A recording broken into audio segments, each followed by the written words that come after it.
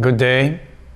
My name is Yehuda Tassa, and I'll be teaching you on the basic of Yemenite filigree and granulation.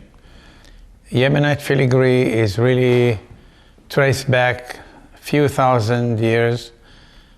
Assume that King Solomon, when he had trade with Queen Sheba, few Jewish people that are craftsmen and jewelers went to Yemen via Africa, and they settled there, and until about 50 years ago that most of them immigrated to Israel.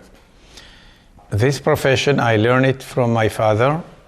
It was considered highly secret that this profession passed from father to son, and not revealing the secret or the technique of that profession to any other than a member of the family. So I'll be teaching you the basics of the filigree, and we look at that as two types of filigree work. One, what we call lattice structure, where you have a frame, and based on design. Design is a very important issue, which I will not require a full session on that. But once you have the design in your mind, you build up the lattice structure, and sometimes you have to build up substructure to make the element sturdy and rigid. And then inside those, you fill up with filigree element that I'll be teaching you how to prepare those wires according to the traditional technique. And I'll emphasize during this course that why they choose to do that and the advantages of the method that those people did it for years. Filigree work, you can see it in many countries. You have Egyptian, Latvia, Spain, Portugal, but there are differences between each style. And I can see that they, immediately know what a Yemenite filigree, which is much more delicate, and the design is different. So it's very unique compared to other. A Russian filigree there is, which is a much more coarser, and not many element of filigree in their design. The tool that they use is very primitive, and many is very, most of them, they create their tools. But since we have now in the 21st century, the tool that require to do the filigree are, as you see here, a set of pliers, round cutter, flat nose, and half round plier. And then two set of tweezer. That one which I recommend is made by Blue Heron 00, which has a rigid tweezer that's important for the twisting of the wire. And then the other is a 3C, which more softer for other type of filigree element. And then we use this brass, copper or brass, that we use all the filigree creating on these. Okay. The other is for filigree, we cannot use regular soldering pieces with flux, and we use paste soldering available here in the USA and many other places.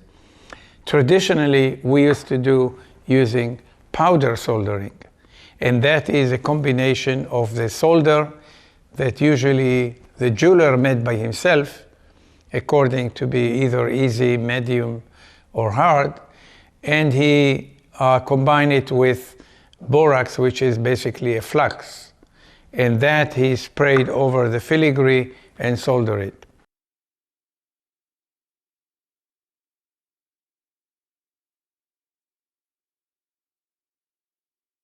What I would like to do now is basically go through the project, which is the first one that you learn from that, really the basic element, how to create the frame, how to create this, prepare the wire for the filigree element, and how we create, and we'll do two types of filigree element. There are many types of filigree element that we cannot go through all of them, but I'll teach for this project two types of filigree element. The project that I'd like to show, we will do crescent earring. As you see, it consists of two, the frame is made of two circular wire, and inside the space between the two circles is the filigree wire. In this particular case, it's gold-plated, but most of filigree work, Yemenite filigree work, is done with sterling silver. So we will do it in this with sterling silver, and I created some, crystal dangling on each, but it's up to the designer what he wants to do. So and that simple hook that we create, normally every typical Yemenite, that they create everything from scratch.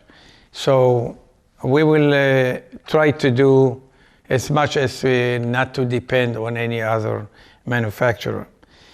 So to start that, let's go with the design of the frame, and I'll use gauge 20 round wire sterling silver.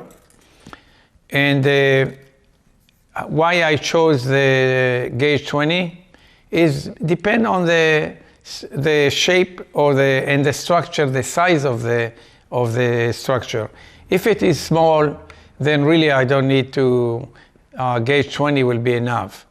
But if the structure is large, like a big pendant, then I go down to gauge 18 or gauge even 16 to make it, more sturdy. So we will take a round wire and we'll gauge 20, and we'll flatten it to a certain width that we can create the frame, and inside we will embed the filigree wire.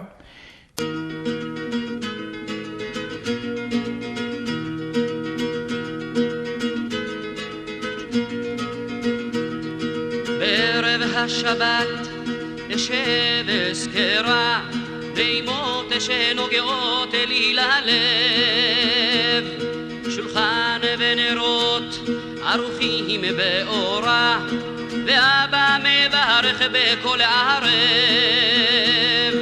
ואמא האם מטפחת אל השולחן מגישה מטעמים ומבט אוהב. אחיי ואחיותיי פוצחים בשירה, ואבא בפסוקים דובר.